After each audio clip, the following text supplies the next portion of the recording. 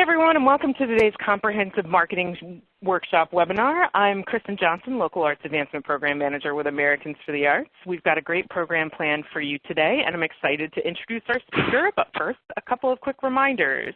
ArtsU is our e-learning platform offering a variety of training opportunities to support your work in the field. Be sure to visit artsu.americansforthearts.org to view more upcoming events.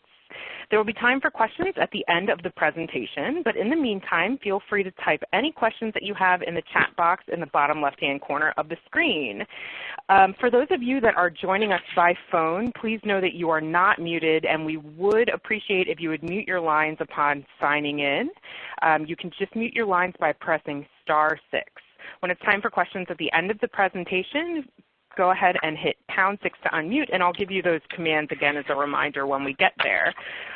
We would love to have you call in, so those that are available, please go ahead and use the phone number and the code in the bottom left, in the chat box in the bottom left-hand corner of the screen. And with that, I'm pleased to introduce our speaker for today, Mark Cardwell. Mark is the founder and executive director of the Ohio Marketing Association, a member-based nonprofit providing professional development, networking, and employment opportunities for Ohio marketing professionals. He has over 20 years experience in arts marketing, operational leadership, executive level management, media sales, and communications. And with that, I will turn it over to Mark. Thanks, everyone. Well, good afternoon, everybody. I am really excited to be doing this presentation. I feel like actually it's been like a dream come true, and I have been saying as an arts marketer that nonprofits and arts marketers really need to focus on comprehensive marketing planning.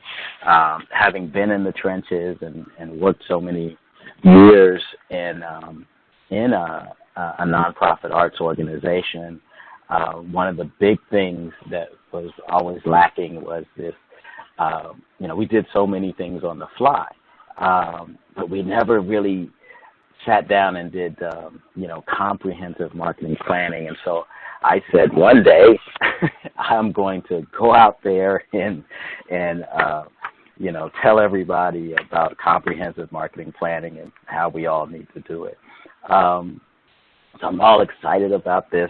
This is really one of my first opportunities to try to present on this topic. This topic is huge, and to try to. So let me maybe manage expectations. So I'm not going to be able to get as deep into each element that I'm going to share with you today, but I'm going to be able to give you an extremely strong foundation to what it takes to put together a comprehensive marketing plan. Now, anybody can, Google things and get templates and things like that. What I'm sharing is kind of an amalgamation of the 20 years of experience in kind of my own, traditional marketing background. And so a lot of the information kind of hails from, when I say tried and true, meaning this works. This is not, information is newfangled per se, but this is what the industry knows is how to get marketing done. So that's my goal today, is kind of to give you my best whack at it in these 10 steps, 10 easy steps. And of course, it's not easy. Anybody that's doing marketing knows it's not easy. But I hope in the way that I present it this afternoon, it will not be as much of a challenge as it may have seemed before.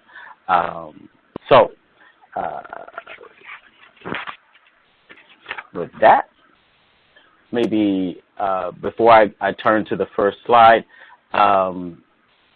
I wish I knew where everybody was coming from. I can see all of your names, but I can't really tell what your backgrounds are. So what I'm going to try to do is, maybe what I'll do is, for those of you who are advanced marketing people, I'll apologize maybe a little bit for any of this that may sound remedial. And for those of you who are just coming kind of into marketing, maybe you wear another hat in your organization and are having to fulfill the marketing role, this is going to be perfect for you. This is going to fit like a glove for you. So with that, let me kind of jump into how we begin to create our comprehensive marketing plan. Step one is to analyze the business situation. Now, I know a lot of people think that marketing people, all we need is a program and a date and a time. And we don't need to know much more than that. But that's not true. We actually, when you're going to do a comprehensive marketing plan for your organization, you actually need to be you have to understand the business that you are in and who you exist to impact. So you really need to understand the business model of your organization. And so even nonprofit organizations have business models, or should think of it like that. You have kind of why you exist and who you exist to serve or to impact. Marketers need to understand what the strengths and weaknesses are of the organization in general. You need to understand, what the business's strengths are and their weaknesses are, just in a very general way. We're not very specific ways, but in a very general way. We need to understand the core competencies, which normally come out of understanding the strengths and the weaknesses. Where the organization kind of lives and breathes, where it is the champion. Marketers need to comprehend, in general, what the marketing capabilities are of an organization. So even before you begin thinking about marketing plans, you have to understand the business situation of the organization, and these are some of the things that you need to know as a marketer in order to create a comprehensive marketing plan. You need to be able to clearly write out what the business situation is. And so there in the blue, I have write a business situation summary. So once you've analyzed the business situation, and you're able to define the business you are in and who you exist to impact, you understand the strengths and the weaknesses of your organization, what its core competencies are, and what its marketing capabilities are in general, you're ready to move on to the next step. And just as a note, if your organization in its business modeling, in its business plan or its strategic plan, doesn't include marketing capabilities, usually that's not a good sign. So any business, for-profit or social impact, is going to include in its business model something about its marketing capabilities at the outset of the creation of the entity. If you exist to impact people, you're going to have to talk about how you intend to, at least in general, reach them. And so that's the marketing capabilities part. So there needs to be some discussion of that, even at the business strategic business level. Okay.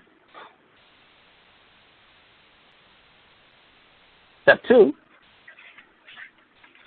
gather marketing research. So, if you're a marketer, this is like all fun. If you're not a marketer, this is like kind of dry. But if you're a marketer, it's like, yes, marketing research. At least I'm like that.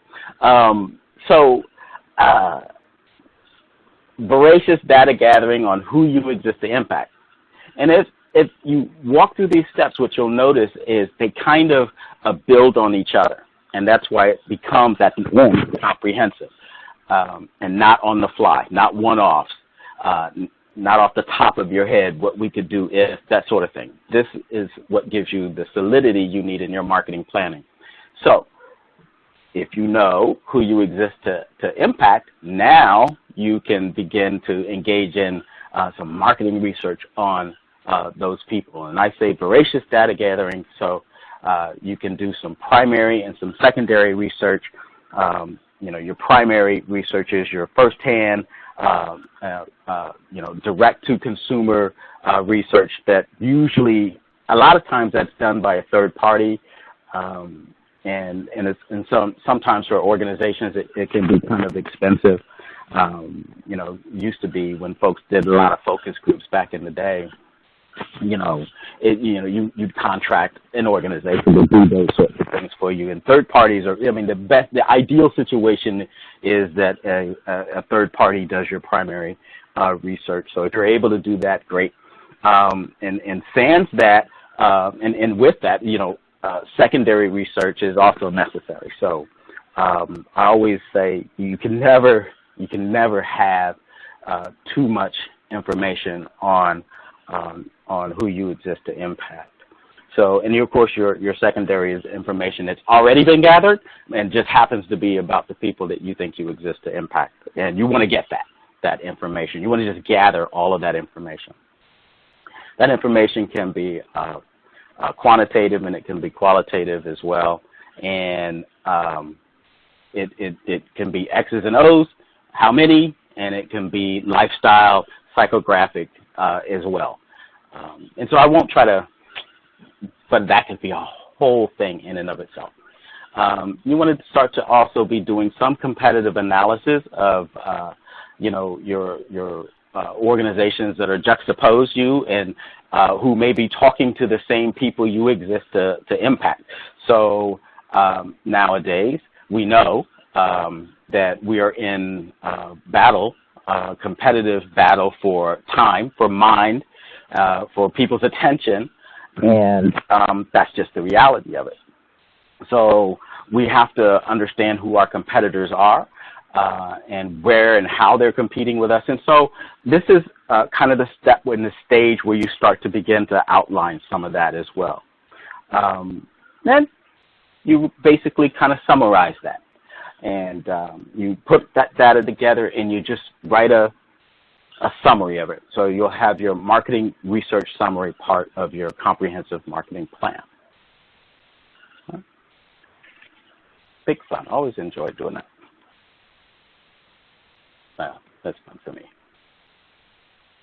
Now, this is the part. This is where the magic begins. This is where you start to create value propositions. And a value proposition is a clear statement that explains why people value your services. And the reason I say this is where the magic begins, because now we're starting to talk about, taking some of those intangibles and starting to put, words to them. We want to be able to explain how our product solves problems for people.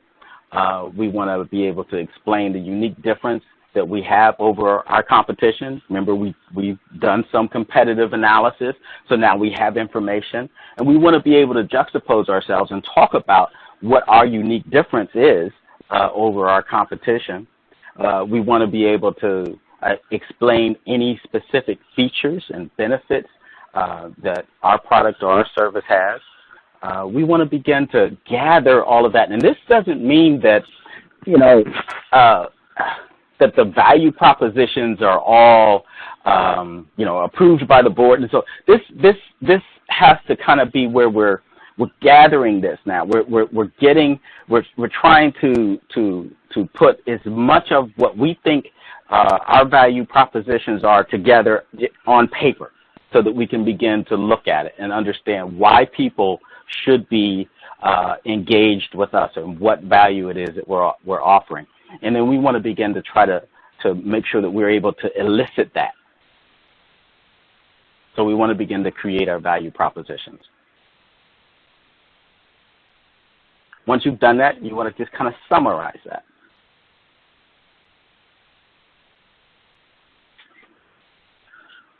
And step 4 is like, I know, without interaction, I can't tell how excited you are, but if you could see me, you're like, I'm like really excited about the part where you begin to build your brand. And if, starting to talk about value proposition is where the magic kind of began. Building brand is where it just really takes off. This is where the magic really starts to happen. So I tend to say something along the lines of your brand should be emblematic of your value propositions. So marketing folks, if we're doing it right, if we are able to understand from the business case who we exist to impact, if we understand who they are from our marketing research, if we understand why they value us, we should be now capable of starting to build a brand around all of those elements and kind of springing off of our value propositions. So, like, if it would be great if you could identify your value proposition and say, what do these value propositions feel like or look like if they were an emblem or logo, right? And that's how you start to get the creative juices going when you start to identify what some of the brand elements are going to be. The problem with organizations is when they start to build their brand and they haven't done all of this other work, then what they don't have the depth, and they're not reaching into the organization all the way back to its business case, why it exists, who it exists for, all of these different things that can come into helping to build a brand. So this is a great process to help you make sure you're building a solid brand. Your brand is, not just a logo, but it's how people perceive you when they experience you. Some of these points, by the way, are not, they're some of them are tips, some of them are advice, but they're just kind of like, this is how you maybe should think about these things as you go about doing step 4, building your brand. And when you're building a brand, the best way to think about it is this. Your organization have brand aspirations, what you think you want to be to the people you intend to impact or in some way, engage your consumers. That is your brand aspiration. But your brand is actually how people perceive you when they experience you. So that's that's your brand, is what people believe. That's your brand reality, is what people say you are, not what you say you are, not what you say you aspire to. What marketers do is try to decrease the delta between those two, between your organization's brand aspirations and your consumer's brand experience. If there's a delta between what folks experience versus what you say versus what they experience, then marketing is trying to pull those things closer together so that your aspiration as an organization meets the experience that the consumer has. And that's really the process of branding. It's an ongoing process in some ways as well. So your brand, as you start to build it, can include your logos, your type, your graphic design elements, your colors, your slogans, your taglines. All of these things can help to begin to elicit what your brand aspirations are, how you're emblematizing your value propositions.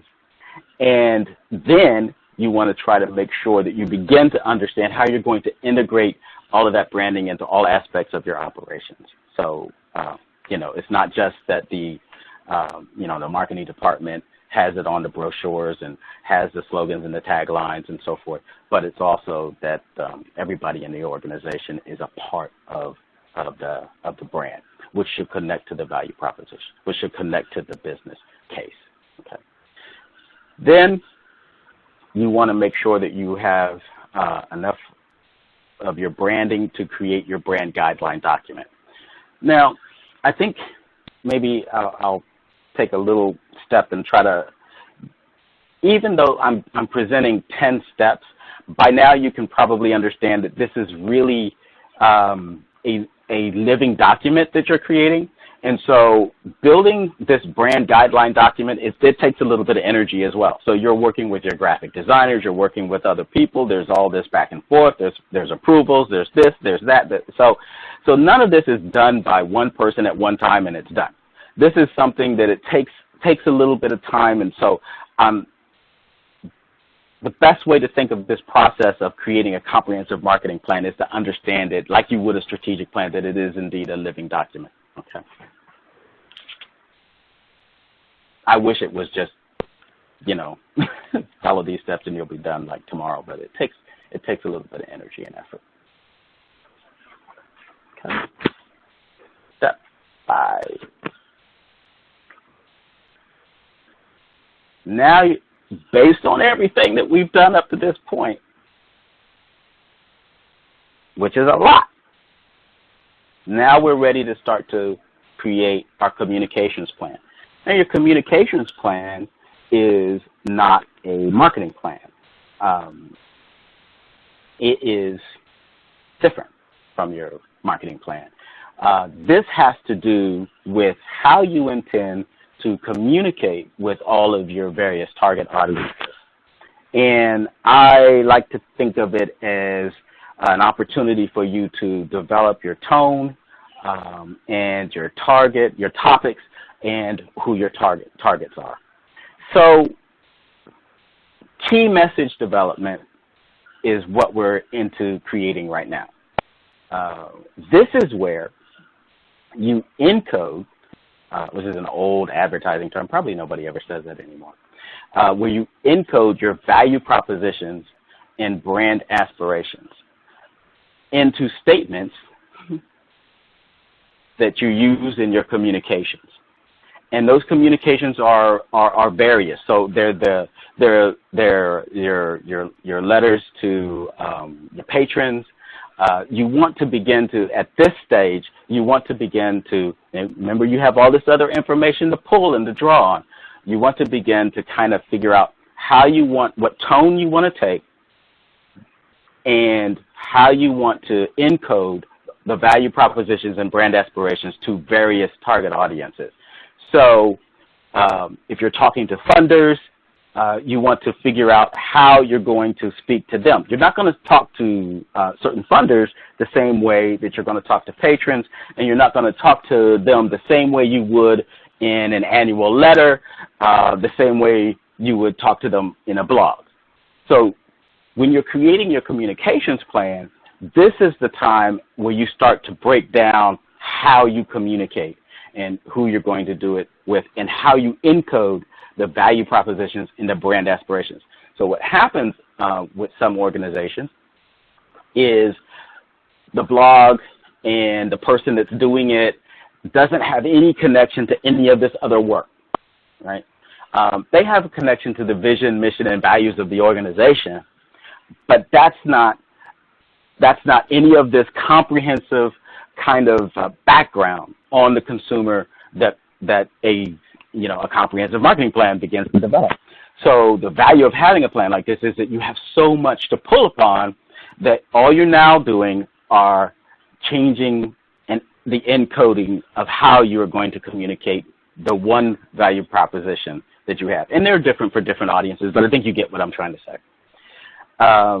You'll be talking about the why, the who, the what, the when, and the how you will reach your target audiences.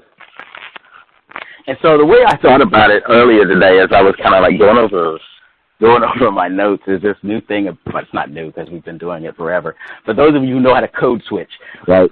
So you know how to speak to who when, the situation calls for it. So this is where in your communications plan, which if I were making one, I would literally call it my code switching plan. Yeah.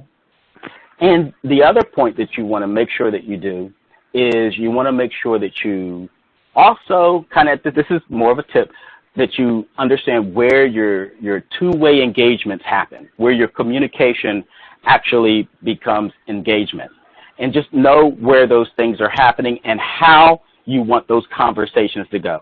You want to be able to describe in your communications plan where those things happen, what those mechanisms are, and you want to also make sure, just like before you go into any meeting, you want to know how you want the meeting to end. We want to know what are we coming to the dance for? What behavior do we want to get? What do we want to have happen? All right. Once you've done all those fun things, write a summary of those communications goals. And you have a lot to work with. You have a lot to work with. And the thing about that gets so cool is you have so much to work with, it's so much easier than trying to say, we need to do a communications plan and starting from scratch. But you have so much to work from when you start, and you start with these steps. Okay. All right. Step 6. Now you're ready to start to talk about developing a marketing strategy. So imagine all of the things, all of the foundation that we've laid, all of the work that we've done, all of the information gathering, all of the verbiage massaging and the phrasing and the turning of the phrases, and maybe we'll say it like this, or maybe we should say it like this, well, when we're talking to this person, all of that is done even before you begin to do your marketing strategy. So just as I'm watching my time here, when I first got my first job as a marketing director, I came out of working in sales and marketing and having done some ad agency stuff. And what I noticed at the nonprofit was, well, the first thing I noticed is I was hired as a marketing director and I had nothing. I literally had nothing, like no budget, half a desk, I didn't have a computer. I had to bring my own computer in. I did have a fax machine, and that was it. That's what I had. And so when it came time to do marketing for the organization, I was like, is there a marketing plan? I don't know why I even asked that now when I look back. But so I thought there was somebody maybe before me, but so I spent the better part of the first year when I got my first job in a nonprofit doing as marketing director, actually doing what it is that I'm talking about right now, building it all from scratch and going through it. And so any marketers that are asked to develop a marketing strategy for an organization, they're probably in the back of their minds, they're trying to get all of this stuff gathered and together so that they can actually have an informed strategy. When marketing people run off the cuff, because a lot of it, we think we're creative, we think we're great, we think we can do magic, but the reality is we need information. We need a lot more information than most of the time that we get. So I was behind the scenes trying to get this. So all I can say is that it's worth the effort. So even though it took me a year, I got all of this, and then everything afterwards was easier. So now, step 6, develop your marketing strategy. That is, now we can pull all the elements together to begin to shape our strategy. And now we begin to drill down. So before, I was saying just in general. We just need to know this in general. We don't need to know everything. We just need to have some idea.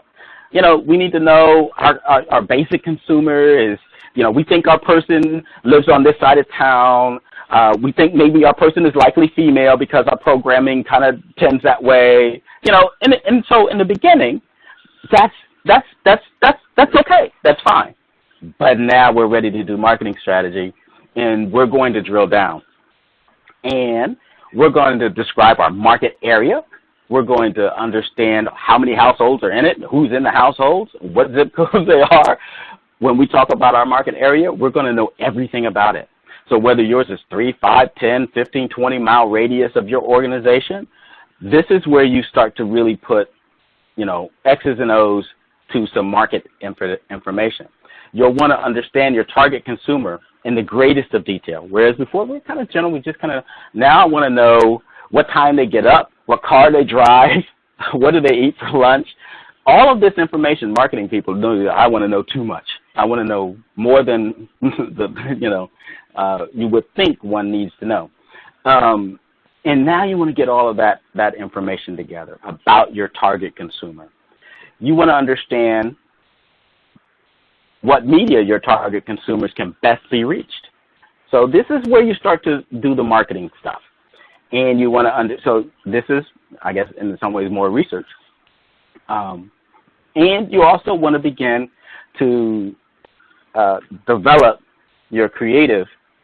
Use this actually, I started this in my notes because this is something that most people miss, and I really want to share this with all of you. You want to develop your creative using value propositions, branding, and the communications plan that you've already started to build. So your marketing strategy is going to be leaning on the foundation that the comprehensive marketing plan has already kind of built. So if you don't do that, your creative will be disconnected from your organization's actual, self in some ways. The best kind of way that I was thinking about how could I really get this point across, even though I'm sure you all understand what I'm saying. If you've ever noticed a person who decides one day, maybe a friend of yours in the office, because this actually happened to me. Actually, it happened to me years ago when I was in art school. I had a friend who is now my wife, and so we talked about this actually the other day. And I knew her in a certain way. She came to school. We all had our artist uniform on, which meant painted jeans and paintbrushes in our mouths and so on and so forth. That's how I always saw her. And one day, she came to school, and her hair was bright red, and it was styled differently. And to this day, she remembers my reaction. So I was like, who are you, right? And a lot of what we do as organizations sometimes feels like that to our target consumer. And I know when we start talking about creative, we think we're doing something funky, fresh, and really cool and out of the box. But if our target isn't ready for all of that, or is expecting, and you'd be surprised how much traction you've already made with your presentation over the years that you've existed. You have to make sure that when you develop your creative, that you don't go so far out the box that you're not connected to your value propositions. You're not connected to who people see you are as an organization. That's just a tip. But when you do comprehensive marketing planning right, you create your creative, spring off of that. So now you have an opportunity. Once you've kind of gotten all that sort of stuff kind of figured out, you kind of just summarize what you think your marketing strategy is going to be, who your market area is, who you're going to talk to, in great detail who your target consumer is, who and where and what media they can best be reached in, and what types of creative you think are going to work with them that is relevant to all of the other positioning that you've already created and stated in your planning. Okay. Step 7, plan your budget. And everybody's budgeting process is different, so on this I'm not going to spend a lot of time, especially because I spent so much time talking about that. But I did want to kind of say that if you know your budget before you know before you're doing your strategy development stuff, that's really cool. Like, I used to have my budget when I was at the arts institution was really small, and so I always knew what it was going to be, and I kind of knew, what I was going to do with it for the most part throughout the year. And so, but if you know ahead of time, that's cool. But the best thing is to kind of understand your market and what's going to reach them, all of that before, so you don't end up kind of squelching yourself to the dollars. Kind of when you do your strategy, don't worry so much about the dollars as much as till you find out what the dollars really are, and then kind of do it.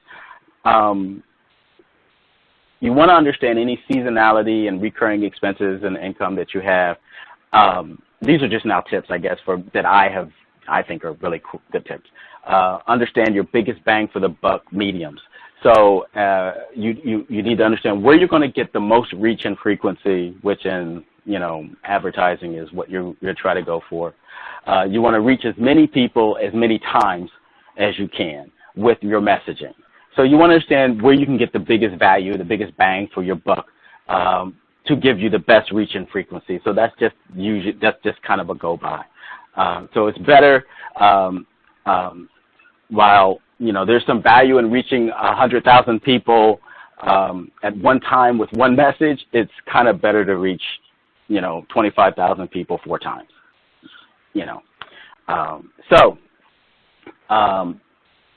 Understand your potential for trades and in-kind opportunities. So even when you're planning your budget, at least I always knew I needed to subsidize my budget in as many ways that I could. So I started trying to figure out ways that I could be creative to kind of increase, my media expenditures. So I was always thinking of those things, and so prioritize your expenditures by reaching your target market sweet spot. Now, I wanted to kind of highlight this because if you go back, and this is why all this is important, if you go back to who we say in our business case we exist to impact. In some ways, you don't ever want to let your marketing efforts lose track of that group. And sometimes it can happen. Many times it happens because when you do marketing on the fly, for example, there's always talk about we want to reach a new audience. We want to reach a new audience. And sometimes those efforts to reach a new audience come at the expense of an audience that we may be taking for granted. And so we have to make sure that we always prioritize some expenditures to reach our target market sweet spot, and that's the person that is right in the pocket, our typical patron, the one that we know supports us for whatever reasons. And we see them all the time at events, and we understand their demographics. So don't forget to plan them into the budget, because it's easy in the hectic go world of in the pace of things to actually find out that we're trying to reach so many different new markets that we're not serving the one that actually is supporting us. Just a thing. The other thing, make sure you try, argue for it, fuss for it, fight for it. try to set aside some experimental expense dollars. So trying something new. I know I say 1,000 years ago. It's one of my phrases because it actually was a long time ago. I wanted to try something new, and one of our funders actually made sure that we had dollars for that in the marketing department. I don't know if anybody remembers Lila Wallace back in the day, but they were terrific. And they made sure that we had some, what you call mulligan dollars. It's like, if it works, great. If it doesn't work, it's okay. So we tried something new, and we were so surprised at the response. It was an ad in a magazine that we had never bought in before. And, wow, it really paid off. So try to, if you can, and argue for it, because so many times we get in a rut with our budgeting. It's like we have this much money, it can only go these many places, and so forth. Try to make sure you set aside some experimental expense dollars. So try something new. So then you just create your budget for your marketing activities. Okay? All right. Step 8. Implement your marketing tactics. So we got strategy, and everybody is like, we know strategies aren't tactics. So now, again, we start general, and we keep getting more and more and more specific. And we go from strategies to tactics. So we want to create our marketing activities plan, connecting our strategy to tactics, budget, and timing. Okay, so now we're doing real marketing plan. Now we're doing marketing. Use the marketing tactics that are most available to you. I don't know if I even should say that, but I think that sometimes we we stretch ourselves. The reality is the reality sometimes. And so use the marketing tactics that are most available to you. And if that's traditional advertising media, if that's digital media, if that's social media, if that's personal selling, whatever it is, these are some of the things that might show up as tactics in your marketing activities plan. And so I don't think I'll go too deep into that, because this is what marketers do on the daily. This is tactical. So you know you're going to want to now take your strategies, make them into tactics, and you're going to want to say, okay, I'm going to spend $500 on these hot cards on this date and this time, and this person is responsible. So now we're just kind of talking about marketing project plans. That's all it is. All right. And I always have these little notes. Plan Bs. Plan on having to make adjustments, and I know everybody does, right? Because it's all the time. Something always happens to change your budget, and something always happens that you didn't expect. Like in our organization, every year without fail, we had 60,000 square feet of space, and two old buildings, very old buildings. One was a historic theater, and the other was a landmark school, and it was almost 100 years old. The theater was definitely 100 years old. Anyway, every year without fail, the air conditioning unit would be struck by lightning right when I needed my budget. And every year without fail, my finance director would say, I'm the first thing to get cut, because it's going to be another, $8,000 to fix the, air conditioner, so I'm going to feel the pain. So I learned to always have a plan B and always be ready for, I knew it was going to get struck by lightning because we refused to get lightning rods, and I'm ready. So, and then implement them. Just do it.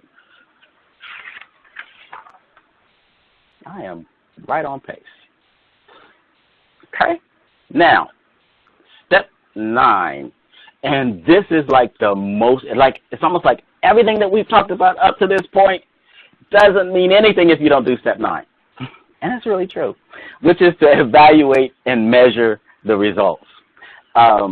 Marketers that are worth their salt are all about measurement, are all about, evaluation. So you want to record all the data, and all you're doing, I'm sure people are doing surveys, you're asking people, what media did you hear us on, you're asking, whatever you're doing at your events to kind of glean and gather, information and data. You want to record that. You want to get the quantitative and the qualitative data on what's happening with your events. I kind of, we had a funder that we had to, do our final reports to and everything. And so, it would be easy to say, for example, because maybe something like this happened, we had 200 people come to an event that we thought we were going to have, and 200 was really good. 200 people for this, that was great. So that's our quantitative measurement. We did that. But if we were righteous, right, we would also say qualitatively, 199 people out of those 200 said they hated the program and aren't coming back ever again. So, that's why it's important to do both quantitative and qualitative, because as marketers, we don't want to repeat any mistakes. So we want to know both sides of that coin. Yeah. So not just did you come, that's great. How did you feel about it? That sort of thing. So we want to study the data. We want to chart the data, and I really love charts. I like the visuals. I'm an artist. I'm a visual person. And we want to save the data. And this is really important.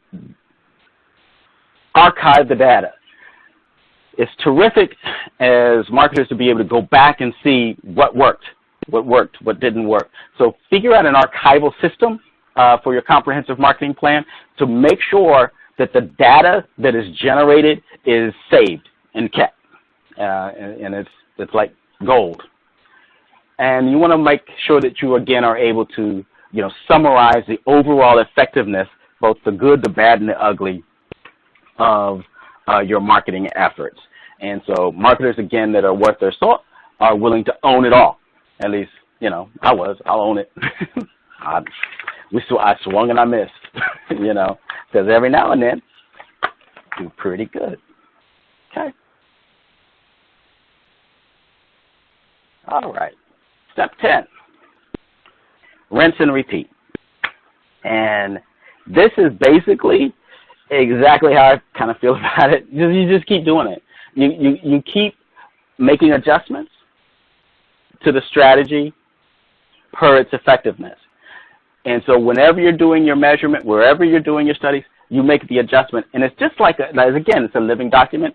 I just joined a board, and I was on my first conference call, and I heard something, and basically the way it went was they spent $10,000 on some marketing effort, and it was terrible, and you know, it was bad thing. Well,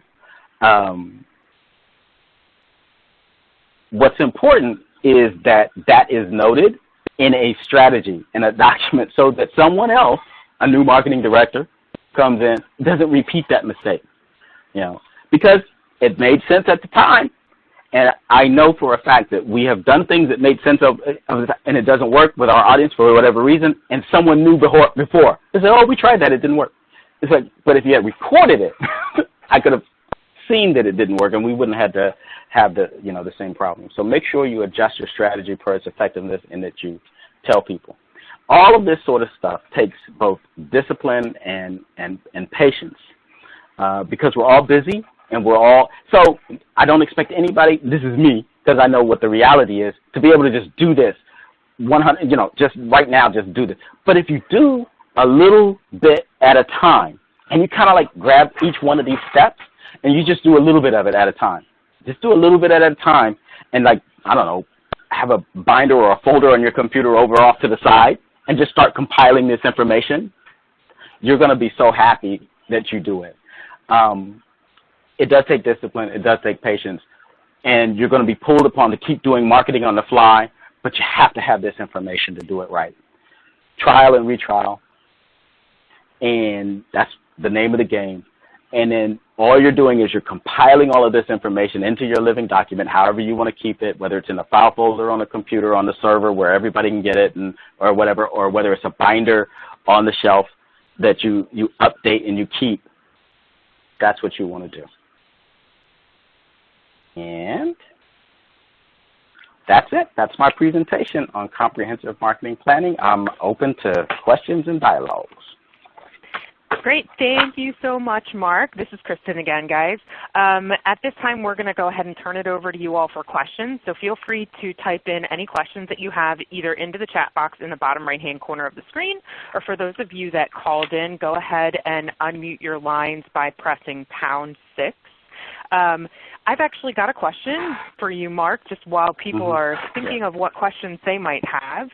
So I like to ask questions that I think are kind of fascinating, just to know, kind of have in the back of my head. I'm curious what the biggest or most common mistake that you see or you have seen organizations make when they're developing a marketing plan. Oh, that's easy, Kristen. No budget, or low budget. I think that a lot of times organizations really do believe that whoever's doing the marketing can just rub two sticks together and make a lot of things happen.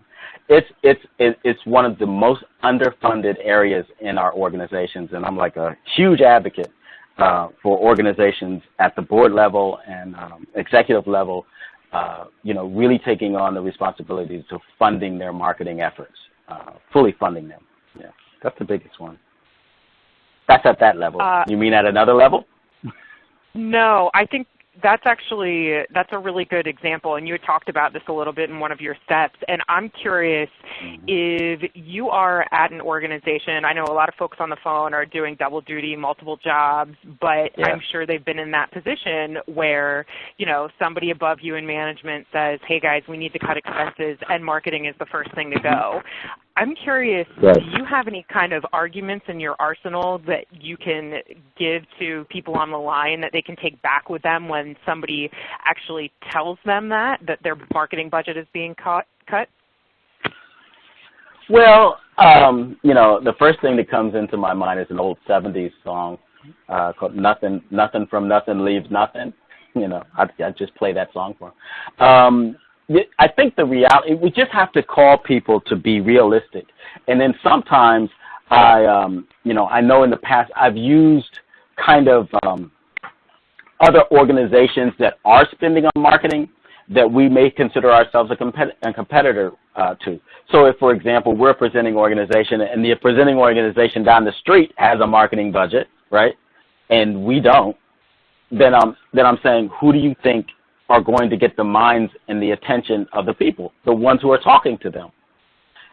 And you can't talk to people just through social media. So everybody's got to I know everybody's kind of waking up to social media. It's kind of not the panacea that, we all thought it was going to be.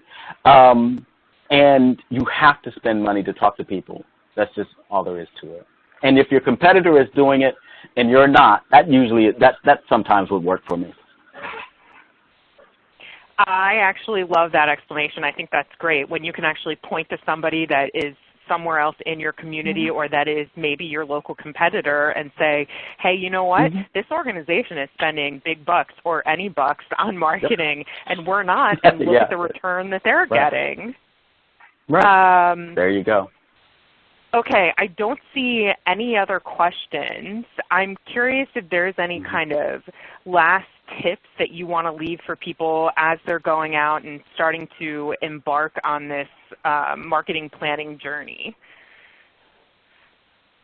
Call me if you get stuck. I mean, it's something that I just know that everybody is so busy that to do something that says comprehensive in it and seems like it's going to be very daunting.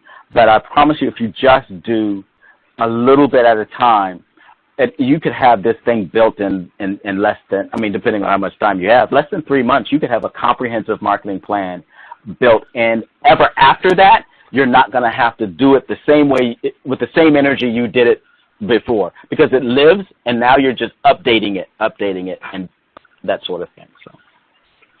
No, I think that's a really great point, and actually having a marketing plan is a fantastic thing, especially, a lot of organizations are looking at different forms of community engagement, and this is really kind of something that needs to come first before you get into all of that. Yeah, that's my message. Okay, well, great. Since I don't see any other questions in the chat box or don't hear anything else on the call, we're going to go ahead and wrap things up since we're about out of time anyway. So I want to thank you again, Mark, for presenting this webinar for us, and thank you everybody that attended today's Comprehensive Marketing Workshop webinar. Just a quick reminder, I did type in the chat box, but this webinar was actually recorded and will be available for replay on the event page where you registered. It'll be about 24 hours before we get that back up, but feel free to check back on the event page. You'll also be able to view the slides there, and then also Mark's contact information is there if you do have any questions and would like to reach out to him, since he so generously volunteered. And also, just one last thing, be sure to visit us again at artsu.americansforthearts.org for other training opportunities and resources. And thank you again, everybody. All right. Thank you, Kristen.